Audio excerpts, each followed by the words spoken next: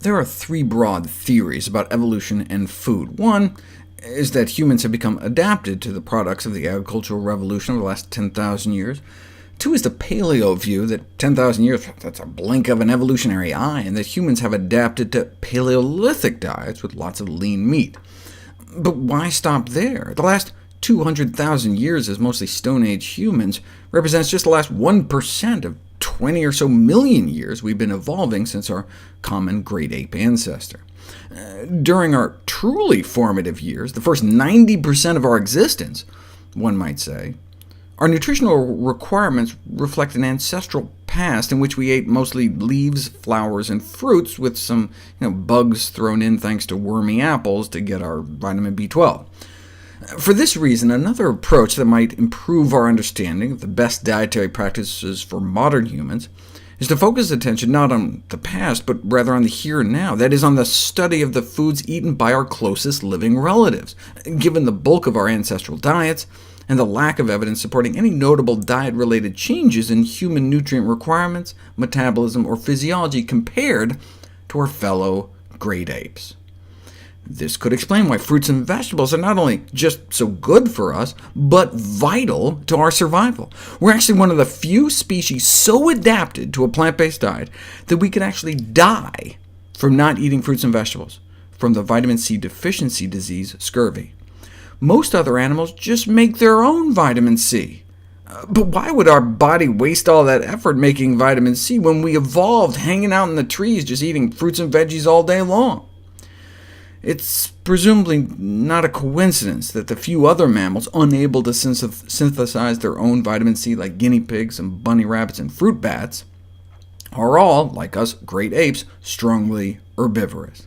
Even during the Stone Age, we may have been getting up to 10 times more vitamin C than we get today, and 10 times more dietary fiber, based on essentially rehydrated human fossilized feces. The question is, are these incredibly high nutrient intakes simply an unavoidable byproduct of eating whole plant foods all the time, or might they actually be serving some important function, like antioxidant defense? Plants create antioxidants to defend their own structures against free radicals. The human body must defend itself against the same types of pro-oxidants, and so we have also evolved an array of amazing antioxidant enzymes, which is effective but not infallible. Free radicals can breach our defenses, cause damage that accumulates with age, leading to a variety of disease-causing and ultimately fatal changes. That's where plants may come in.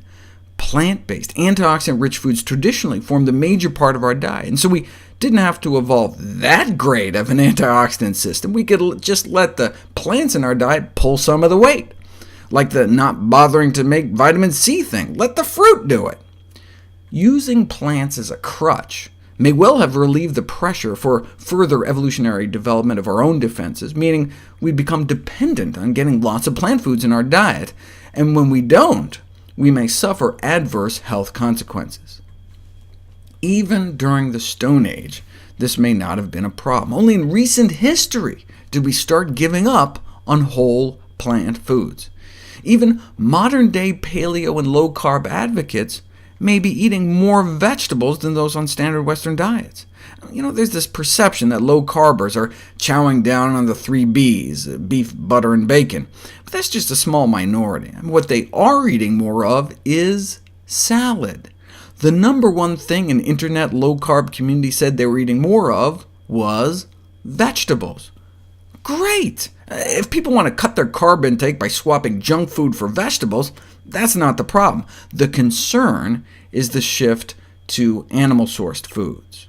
Greater adherence to a low-carb diet high in animal sources of fat and protein was associated with higher mortality, for example after a heart attack, meaning they cut their lives short.